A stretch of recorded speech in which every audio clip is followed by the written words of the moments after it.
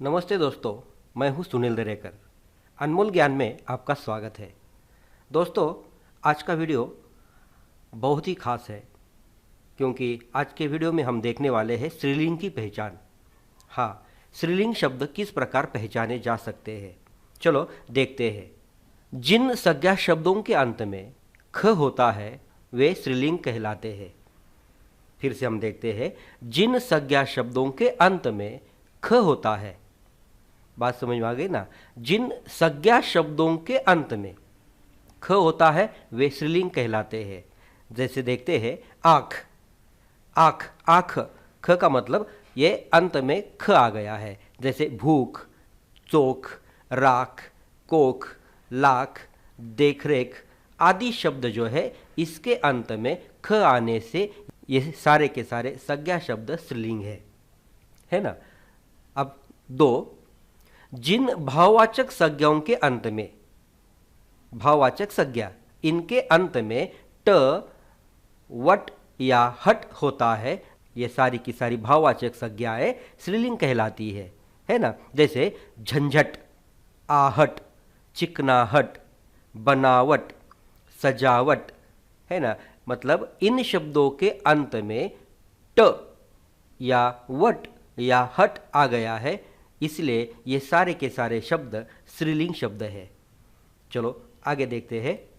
अनुस्वारांत, इकारांत, उकारांत, तकारांत, सकारांत संज्ञाएं स्त्रीलिंग होती है या स्त्रीलिंग कहलाती है।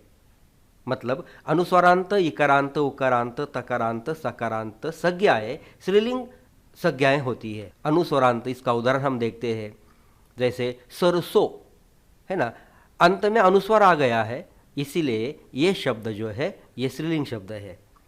इकारांत मतलब इन शब्दों के अंत में इकार आता है, मतलब ई आता है, बड़ी ई आती है ना, दूसरी वेलांटी आती है, तब स्त्रीलिंग ये शब्द होते हैं। जैसे कि रोटी, टोपी, नदी, चिट्ठी, उदासी, ई आ गया है अंत में, है ना, तो ये सारे के सारे शब्द जो है ये स्त्रीलिंग शब्द है।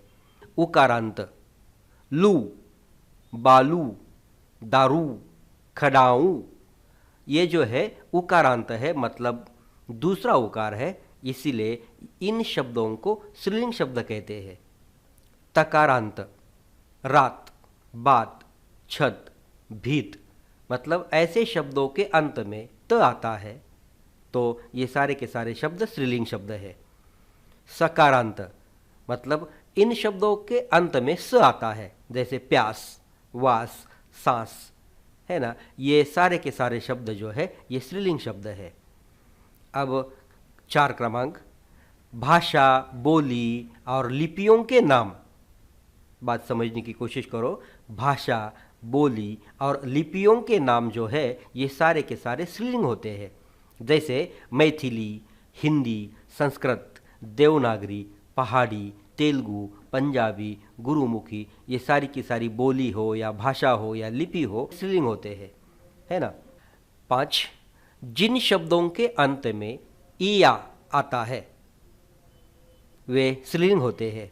जैसे कुटिया, खटिया, चिड़िया, है ना, अंत में ई आया है, ये सारे के सारे शब्द जो है स्त्रीलिंग शब्द है।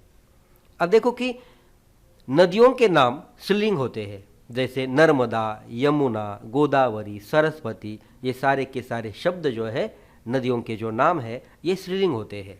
तारीखों और तिथियों के नाम स्त्रीलिंग होते हैं। जैसे पहली, दूसरी, प्रतिपदा, पूर्णिमा, ये जो शब्द है ये सारे के सारे शब्द स्त्रीलिंग होते हैं। इस प्रकार हमने स्त्रीलिंग की पहचान किस प्रकार करनी चाहिए ये इस वीडियो में देखा है। धन्यवाद।